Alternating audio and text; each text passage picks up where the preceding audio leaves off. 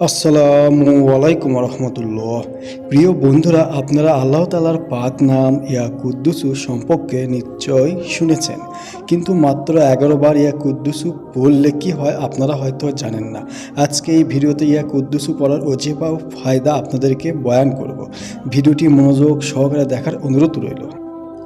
আপনারা এখনই আল্লাহ তাআলার পাক নাম ইয়া কুদ্দুসু 11 বার পড়ে দেখুন। এর ফল আপনারা 5 মিনিটের ভিতরেই পেয়ে যাবেন। খুবই পাওয়ারফুল ওজিফা এটি। আপনাদেরকে অনুরোধ করছি ভিডিওটি একটি লাইক করে অবশ্যই শেয়ার করে অন্যকে দেখার সুযোগ করে দিন বন্ধুরা। আমরা আল্লাহর কাছে দোয়া করি যতজন লোক এই ওজিফাটি দেখছেন তাদের সাথে সাথে আমাদের সকলকে মন আল্লাহ তাআলা এই ওজিফার বরকত ও রহমত দিয়ে মালামাল করে দিন। আমিন সুম্মা আমিন। সবাই কমেন্ট বক্সে আমিন লিখুন। কার মুখ থেকে বের হওয়া আমিন কখন কবুল হয় বলা যায় না। প্রিয় বন্ধুরা, সব জিনিসেরই একটা তরিকা আছে। এই ওজিফা করার কিছু নিয়ম ও তরিকা রয়েছে। আপনারা যখন এই ওজিফাটি করবেন চুপচাপ নীরবে করবেন।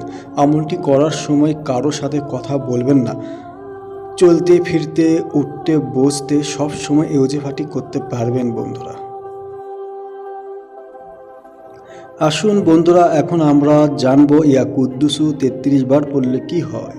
প্রথমে 3 বার দুরূদ শরীফ ইয়া কুদ্দুসু 33 বার, শেষে আবার 3 বার দুরূদ শরীফ পড়ে নিন। দুরূদ শরীফ সবচেয়ে ছোট যেটা ওটাই পড়ুন।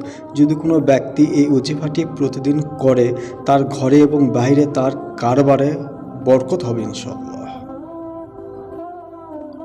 যদি কোনো গরিব অথবা দরিদ্র মানুষ সে চিন্তা করে যে তার কাছে ধন দৌলত আসুক, সে টাকা পয়সার মালিক হয়ে যাক, তাহলে সেই ব্যক্তি ইয়া কুদ্দুসু 33 বার পড়ার অভ্যাস করে নিন। আপনি ধনী হতে চাইলে নিয়মিত এই আমলটি করুন।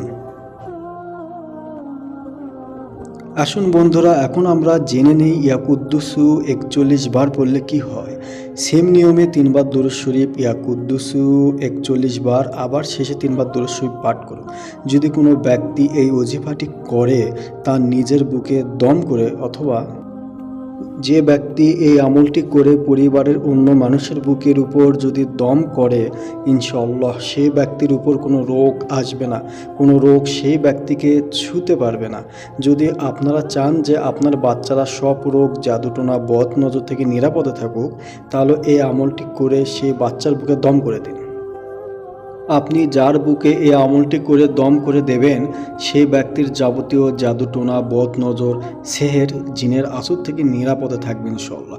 আসুন জেনে নেই 11 বার ইয়া কুদ্দুসু পড়লে কি হয়। বন্ধুরা, আগের নিয়মে আপনি যদি 11 বার ইয়া কুদ্দুসু পড়েন,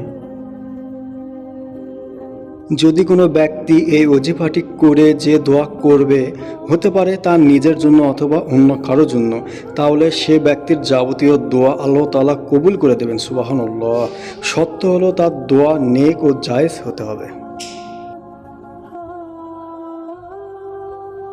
জায়েজ মকসুদে কেউ যদি এই ওজিফাটি করে তাহলে আল্লাহর হুকুমে সেই ব্যক্তির কামিয়াব মিলবেই মিলবে ইনশাআল্লাহ। আল্লাহ পাক রব্বুল আলামিন আমাদের সবাইকে এই 3টি ওজিফা করার তৌফিক দান করুন, আমিন। খোদা হাফেজ। সাবস্ক্রাইব করে চ্যানেলের সঙ্গেই থাকুন।